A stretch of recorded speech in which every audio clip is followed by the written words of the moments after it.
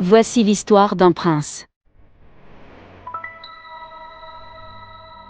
Il s'agit d'Alexandre le Grand. L'homme qui conquit le monde.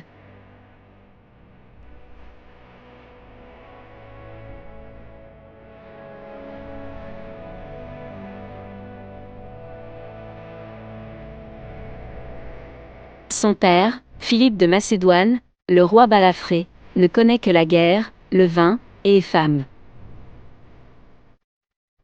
Il ne fait peu de cas de son fils, qu'il trouve faible et efféminé.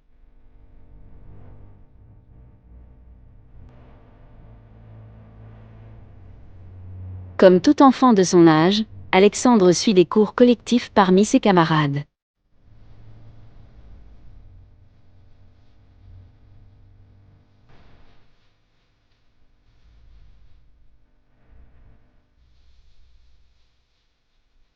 Mais sa mère demandera aux meilleurs professeurs d'apporter leur science à son fils, qu'elle voit déjà comme le conquérant du monde.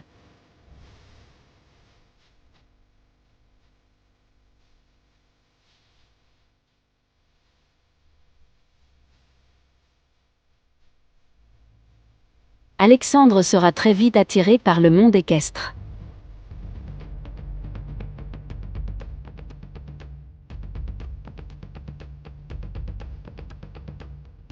Pour une fois, le roi Philippe sera fier de son fils, qui arrivera à monter un fougueux cheval noir nommé Bucéphale.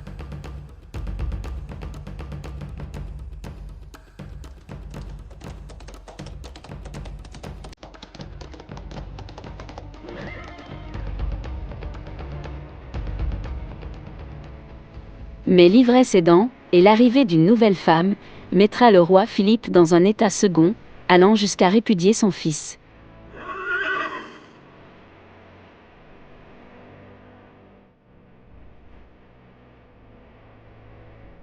Alexandre étant maintenant un cavalier émérite, et devenu roi à l'âge de 19 ans, se décidera à s'attaquer à l'ennemi héréditaire de la Grèce, la Perse.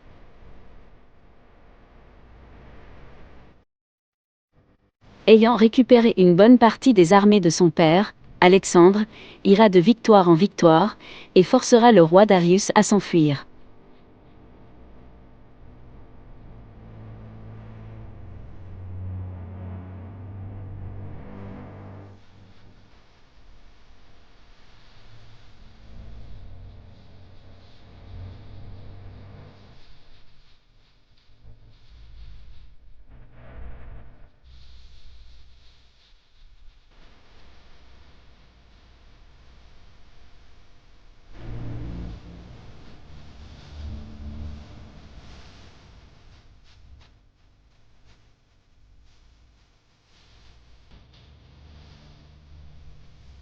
Une des raisons de l'invincibilité de ses troupes réside dans ses lances gigantesques, perçant l'ennemi de part en part, préservant ainsi la vie de ses hommes.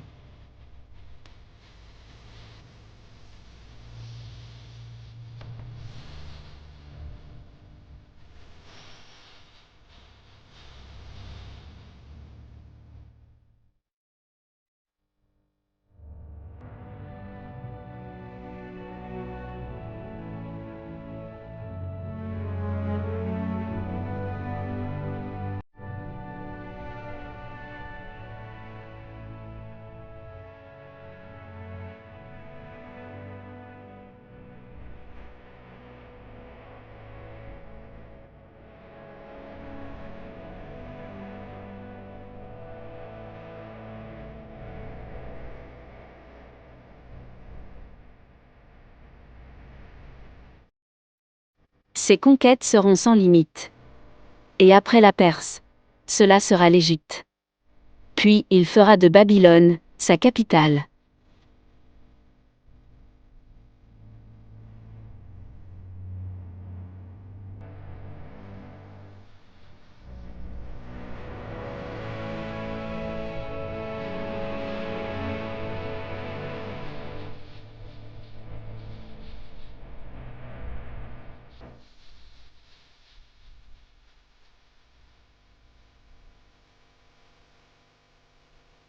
Mais bien vite le chant des conquêtes animera Alexandre. Malgré la perte de compagnons chers, il poussera de plus en plus à l'est. Il créera beaucoup d'Alexandries, et prendra femme dans chaque contrée.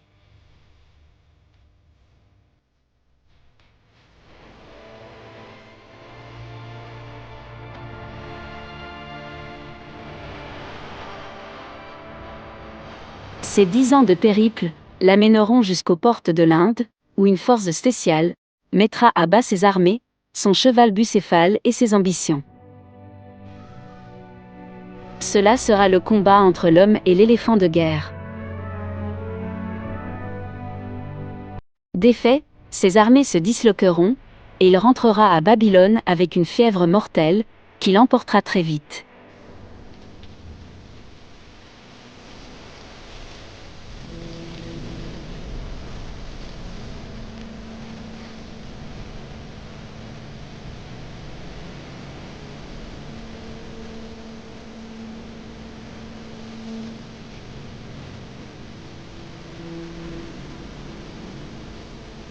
Un petit matin du 13 mars de l'an 323, et sous une pluie battante, Alexandre s'éteindra.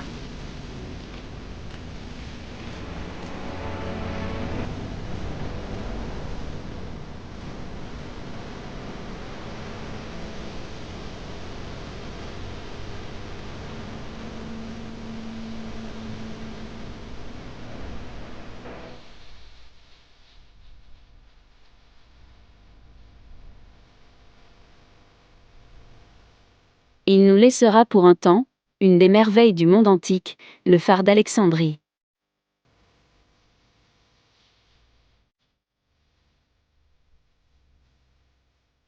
Mais surtout, la continuité du monde grec, avec la dynastie des Ptolémées en Égypte.